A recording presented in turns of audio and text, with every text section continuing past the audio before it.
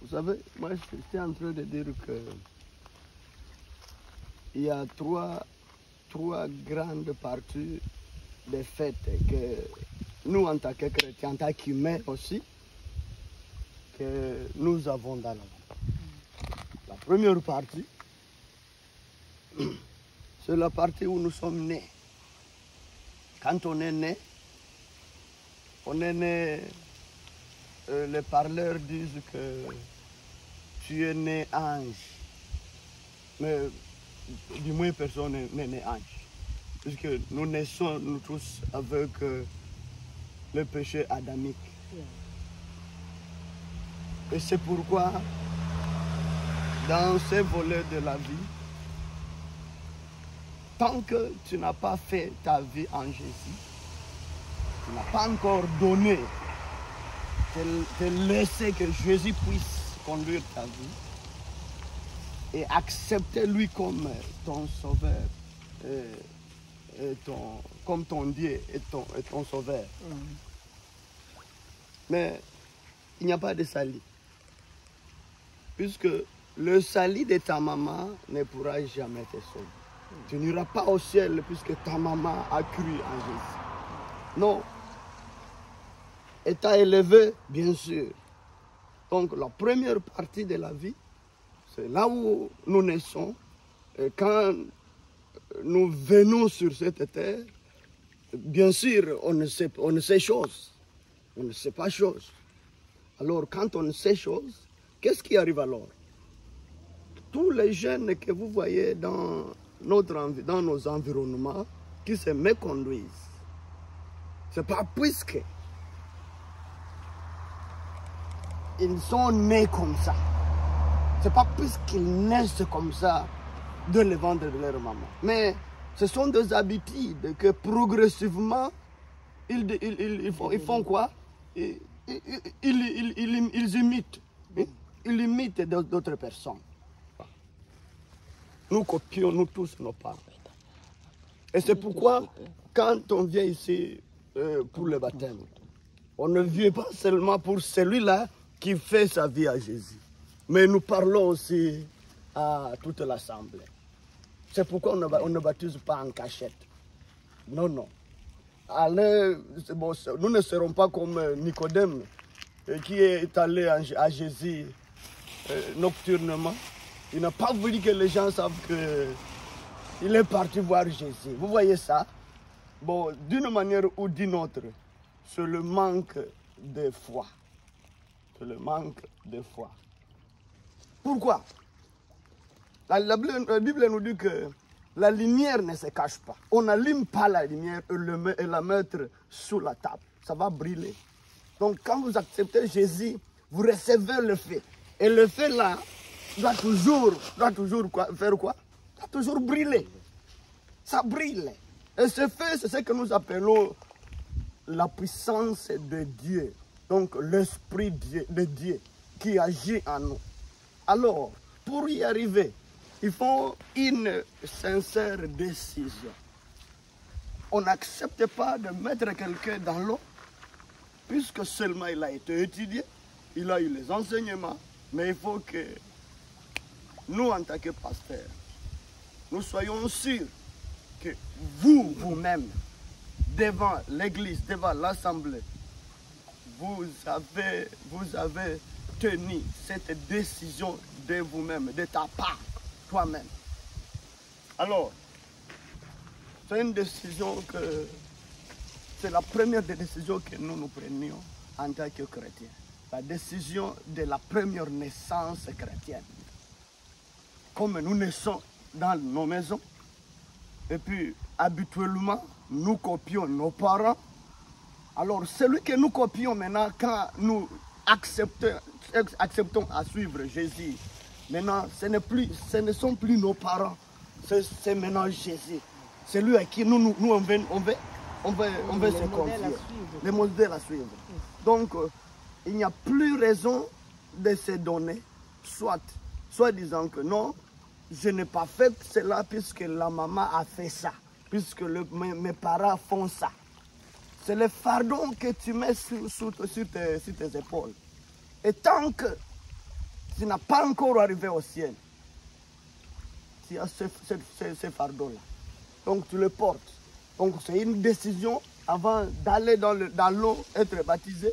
C'est une forte décision que toi-même, tu dois te consulter constamment et voir si c'est réel pour toi. Tel que nous venons de le dire. Les jeunes, vous voyez, vous êtes encore jeunes. Vous voyez comment les jeunes se méconduisent. Vous êtes en Suède. Hein? Vous êtes dans l'environnement des jeunes, des jeunesses. Hein? Vous voyez la jeunesse d'aujourd'hui, comment est-ce qu'elle se porte. Donc, avec toucher ça, toucher cela, même à l'homosexualité, à la lesbianisme, ils sont dans tout. Ils ne veulent pas aller à l'église et qu'on sort. Mais quand vous acceptez Jésus, c'est ça le fardeau que vous portez alors. Vous voyez ça? On ne va pas dans l'eau pour être baptisé et puis aller à la maison et se taire. Donc c'est maintenant travailler. Donc le baptême, c'est une voie qui vous conduit vers le salut. Mais le baptême de l'eau, ce n'est pas le baptême que nous soulignons en tant que baptême. C'est le signe de cette voie que vous allez suivre. Signe indicatif de la voie que vous décidez à suivre. Et c'est pourquoi, avant d'y arriver, vous-même, soyez sûr que vous avez tout mis à part avant d'aller là. Que vous avez mis tout à part. Donc, venir avec les copines dans la maison de ta mère, si tu le fais, et tu continues à faire cela et tu es déjà mis à l'eau, tu as accepté Jésus en tant que ton maître et sauveur, là tu te mets maintenant dans la malédiction. Dans la malédiction. Qu'est-ce qu'on dit? C'est vrai, la grâce est là. Mais on n'est pas sauvé pour être pécheur puisque nous savons que la grâce est là. La grâce nous est venue une fois. Jean chapitre 1, verset 16. La Bible nous dit que nous avons eu la grâce au-dessus de la grâce. Mais la première grâce, on l'a eu dans le champ d'Éden. La deuxième grâce, Jésus lui-même s'est présenté en chair. Mais quand vous acceptez de suivre Jésus, maintenant, c'est ta propre décision. La première grâce, c'était Dieu seulement qui a occasionné à Adam. Mais après le péché. Mais dans le Nouveau Testament, quand Jésus est venu, Jean 3, 16, nous avons eu cette grâce aussi, donc cette double grâce de la part de Dieu. Mais la deuxième grâce qu'on a eue, c'est la grâce que lui-même Dieu a voulu nous racheter. Qu'il nous a laissé aussi responsables de nos vies. Il nous a fait la ténacité pour tenir raisonnement à tout ce qu'on pourra faire dans la vie. Tu comprends ça? Hein? Être responsable, tu es responsable. Ce n'est pas ta mère, ce n'est pas ton père, ce n'est pas ton pasteur. Je te baptise aujourd'hui, mais celui qui est responsable de soi-même, c'est toi. Oui. Ce n'est pas moi le pasteur. Je peux te guider, je peux te montrer la voie à suivre, mais c'est lui qui a la responsabilité de l'instance supérieure, c'est toi. Alors, moi je te dis aujourd'hui, je vais te mettre dans l'eau, puisque tu as décidé que tu sois baptisé. Vous avez suivi l'enseignement, puisque la servante de Dieu, j'ai confiance en elle, qui te lève spirituellement. C'est ton père spirituel. Ma mère spirituelle aussi. Hein? Moi, je suis ton pasteur. Elle est ton éleveur. Ton mentor. Maman physiquement et puis maman spirituelle. Oui, oui. Amen. On lit Actes chapitre 2, verset 38. Verset 38. Acte 2, verset 38. La Bible nous dit à 38. Pierre leur dit, repentez-vous et que chacun de vous soit baptisé au nom de Jésus-Christ pour le pardon de vos péchés et que vous recevez les dons gratuits de l'Esprit. Amen. Amen. la première parole que Pierre les disant, c'est la repentance. Pierre parle à qui? Il parle à la foule qui est venue les assister quand ils ont reçu le Saint-Esprit à la Pentecôte. Quand l'Esprit de Dieu est descendu, la foule est venue. La Bible nous fait un grand nombre de gens qui ont reçu aussi cette grâce du don de l'Esprit. Mais puisqu'ils ont été attirés par l'Esprit, vous pouvez être attiré par l'Église, mais plutôt que vous n'êtes pas sauvé. Vous n'avez pas encore fait la repentance. Vous comprenez? Il y a la différence entre être un chrétien qui va à l'Église et un chrétien qui a choisi à suivre Jésus. Vous comprenez? Amen. On n'est pas baptisé, on n'accepte pas Jésus pour être un parterre des églises. Donc tu es dans les églises à tout le temps. Oui, c'est la première voie. C'est ce qui nous identifie en tant que chrétiens. C'est ce qui nous fait la barrière entre le païen et le chrétien. C'est le signe symbolique de la chrétienté.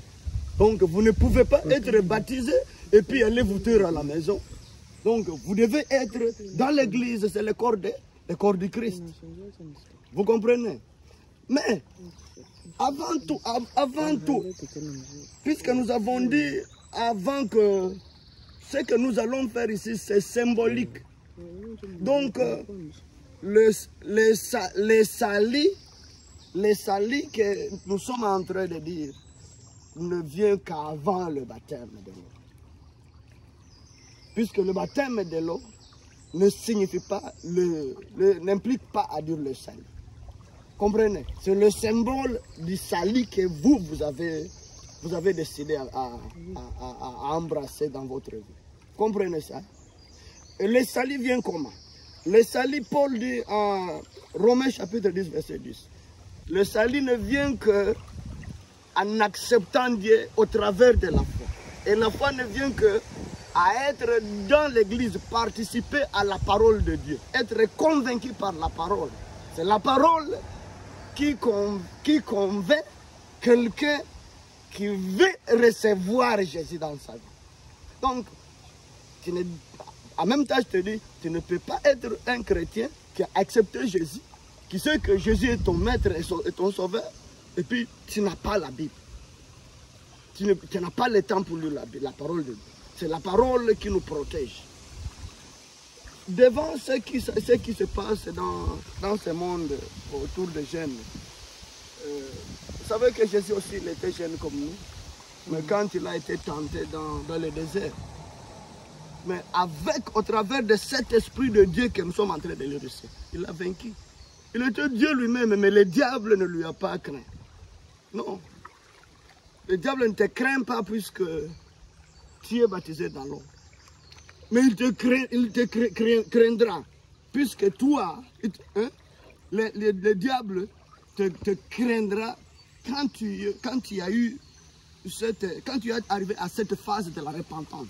Puisque quand ton âme est conduite par l'Esprit de Dieu, le diable te craindra. Il te craindra. Sûrement. Là où le péché réside, là où le mal réside, le diable y demeure toujours. Et c'est pourquoi les jeunes n'ont pas aucun raisonnement de ce qu'ils sont en train de faire aujourd'hui. Ils sont ici, ils sont là, ils sont dans des boissons et consorts. Mais tout cela, c'est inutile. Paul nous dit que toute chose peut être bon pour tout le monde, mais pas utile pour le salut. C'est pas utile, pas nécessairement utile. Et aussi la Bible nous dit que tout cela c'est vanité. La Bible nous interdit de prendre l'alcool. C'est selon notre foi. Avant que moi je baptise quelqu'un, je me mets à sa place à lui disant d'abord que la foi que nous sommes dedans, nous n'acceptons pas l'alcool dans la chrétienté. On ne prend pas l'alcool. Donc l'alcool c'est un péché selon la Bible. Mais avant qu'on n'a pas encore le sait, donc on n'est pas prêt pour le baptême. Donc ici, ce que la Bible est en train de nous dire, en Actes d'Apôtres chapitre 2, là où Pierre dit que tout un chacun de ceux-là qui ont reçu l'Esprit de Dieu devait se repentir, et après la repentance, il devait aller dans l'eau pour être baptisé. C'est-à-dire, la repentance, c'est le renoncement des péchés. Et ce qui nous fait arriver au baptême, et le diagnostic que nous on fait, c'est le processus de pouvoir consulter ces alternatives. L'alternative c'est quoi? C'est ce que nous on dit le pardon. Donc vous, avant de prendre une décision, je crois que la maman a parlé avec toi à propos de cela.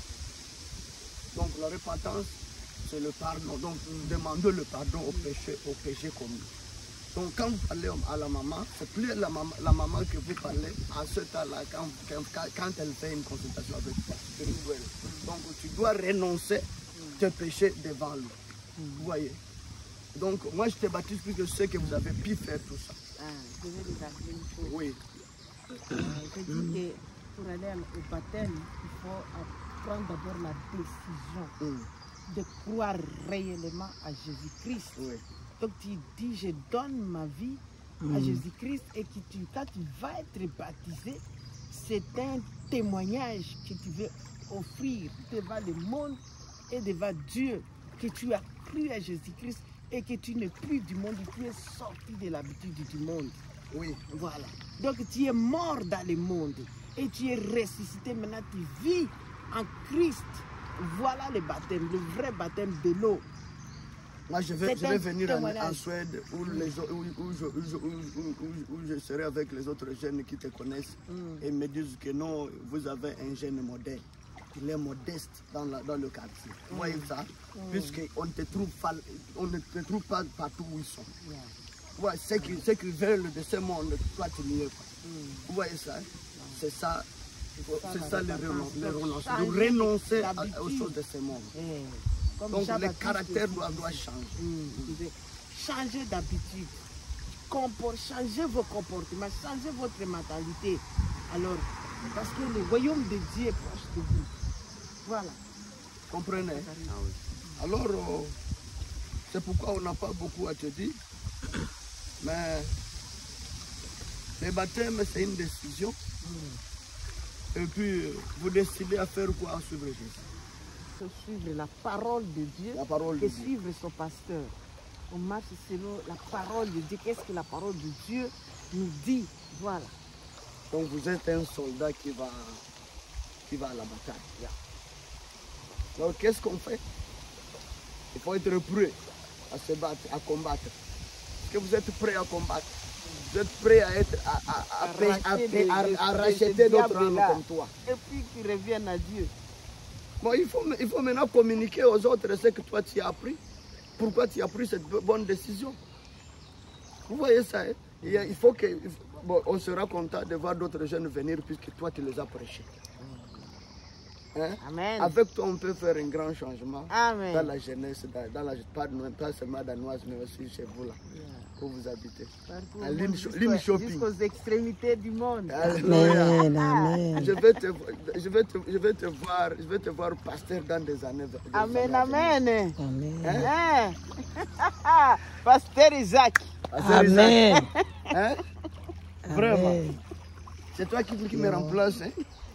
Je dis alors, dans les années à venir, c'est toi qui seras le pasteur dans mon poste. Alors, nous allons partir dans l'eau, on va baptiser. Avant que nous baptisons, nous allons bénir l'eau ici. Nous levons nos mains. Alléluia. Et puis nous prions. Alléluia.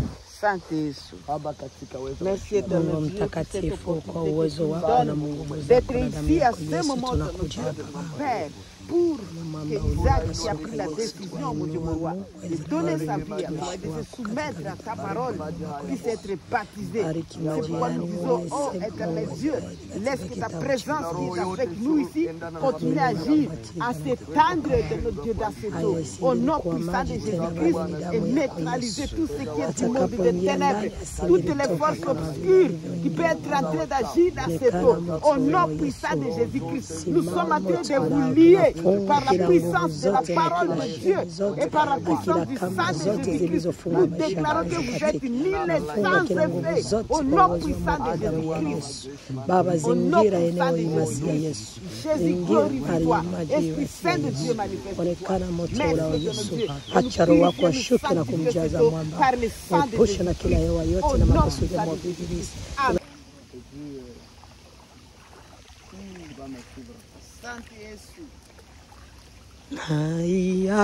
Naiamini damu yako Yesu, na msalaba wako Yesu.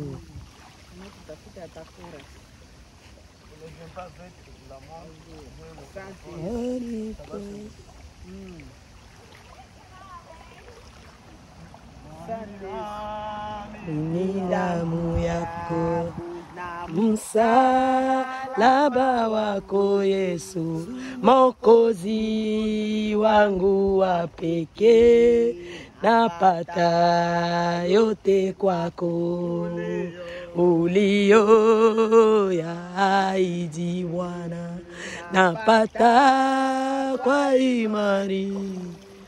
Huwezi kuniacha mimi, napata yote kwako, uliyoyaahidi Bwana, napata kwa imani. Huwezi kuniacha mimi, napata yote kwako. Na damu nimetakasika, mto wa uzima wako waniletea njivu za mali, napata yote kwako. Devant moi, mon pasteur, et devant vous, l'église. Et qui l'a envoyé de venir se baptiser aujourd'hui? Qui t'a envoyé dans l'eau aujourd'hui? Tu vas répondre à haute voix, tu le comprends. À haute voix, que tu puisses comprendre.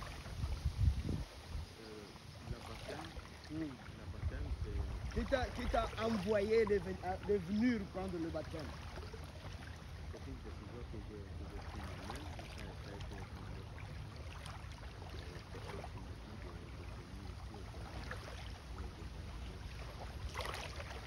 Isaac, lui, c'est une décision prise de lui-même. Amen. Amen. Gloire à Dieu. Amen. La maman qui l'a guidé dans toutes choses. Amen. Oui, oui. Asante Yesu. Vraiment, c'est à acclamer. Amen. Amen. Maintenant, si quelqu'un prend une décision, il y a une charge. Nous voulons entendre de lui-même combien de temps qu'il sera dans ces salis que lui a accepté à venir entrer dedans aujourd'hui. Combien de temps que tu vas travailler avec? À haute voix. Je voudrais travailler à Jésus, pour Jésus, aussi longtemps que je suis vivant, aussi longtemps que je suis fort, aussi longtemps que j'ai les manières de faire. C'est combien d'années? Toute ma vie. Okay. Amen. Amen, amen, amen, amen, amen. Il n'a pas pris la décision seulement pour être baptisé, mais pour aller pêcher les âmes. Amen. Pour sa vie. Amen. Amen, amen. Alléluia. Amen. Gloire à Dieu. Amen, amen. Asante Yesu. Moi, en tant qu'officier établi par Dieu, de faire cette tâche aujourd'hui, de prendre la part de Jésus pour baptiser ces jeunes garçons physiquement dans l'eau comme ça. Moi, en tant qu'officier de Jésus, je n'ai pas à contester la décision que quelqu'un a prise pour travailler pour suivre Jésus. Amen. En avez-vous pour l'église? Nous n'avons rien à dire. Amen. Amen. Prends tes 2 mains comme ça. Selon ta décision prise par toi-même. Et moi, en tant qu'officier, ministre de Dieu, ministre gospel de Dieu, je te baptise selon ta décision. Au nom du Père, je te baptise au nom du Père et du Fils et du Saint-Esprit. Amen. Amen. Alléluia. Amen, amen, amen, amen, amen, amen, amen, amen, amen, amen, amen. Amen. Amen, amen, amen, amen. Amen.